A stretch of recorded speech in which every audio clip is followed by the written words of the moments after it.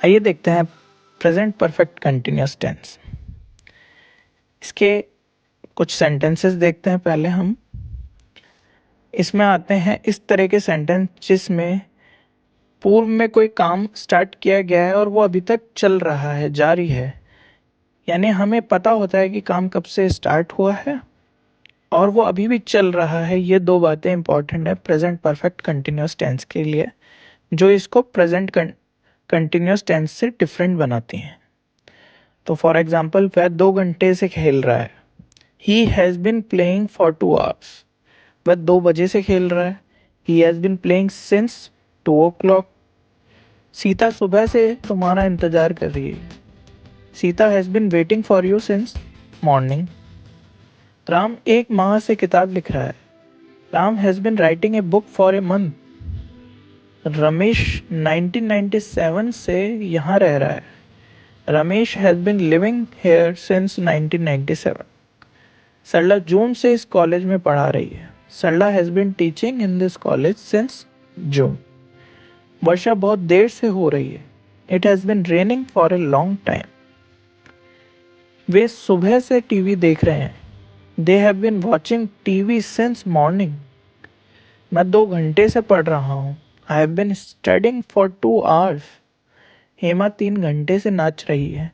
Hema has been dancing for 3 hours. इस तरह के सेंटेंसेस को हम प्रेजेंट परफेक्ट कंटिन्यूअस में कंसिडर करते हैं, जहाँ पर हमें कार्य के होने के बारे चल रहा है ये पता होता है और कब से स्टार्ट हुआ है इसका भी ज्ञान होता है। इसलिए हम इसमें फॉर और सिंस का यूज करते हैं। आइए देखते हैं इस तरीके के सेंटेंस को कैसे बनाते हैं, उसका स्ट्रक्चर देखते हैं। सबसे पहले आता है सब्जेक्ट, फिर हैज और हैव बीन प्लस वर्ब की फोर्थ फॉर्म यानी वर्ब की first form plus ING plus object plus since और फॉर और प्लस टाइम लास्ट में। हमें टाइम के बारे में पता होता है इसलिए हम सिंस और फॉर लगाते हैं। आइए जानते हैं फॉर और सिंस कब लगाया जाता है। प्रेजेंट परफेक्ट कंटिन्यूअस टेंस में फॉर का यूज हमेशा पीरियड ऑफ टाइम को दिखाने किया जाता है, जैसे for 2 hours, for 15 days, for 10 days, for a long time, for a long period of time, for some time.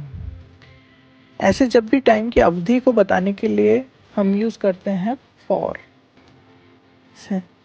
और सिंस को हम यूज करते हैं पॉइंट ऑफ टाइम बताने के लिए, जैसे since 2 o'clock, since morning, since Monday, since January, since 1997, since last night. तो हम इन एग्जाम्पल से सीख सकते हैं कि फॉर कब आता है और सिंस कब आता है। सिमिलरली हम देखते हैं हैज़ बीन कब लगाया जाता है और हैव बीन कब लगाया जाता है। हैज़ बीन लगाने के लिए सब्जेक्ट को सिंगुलर नंबर और थर्ड पर्सन होना पड़ता है, जैसे he, she, it, name, my brother, my friend etcetera. Similarly अगर इसके अलावा कुछ है तो हम हैव बीन का यूज़ करते हैं। First person, second person, plural subject है, इन सभी में हैव बीन यूज़ होता है। Thank you.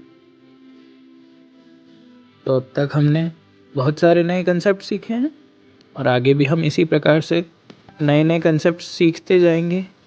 तो आप हमारे साथ बने रहिए। Thank you.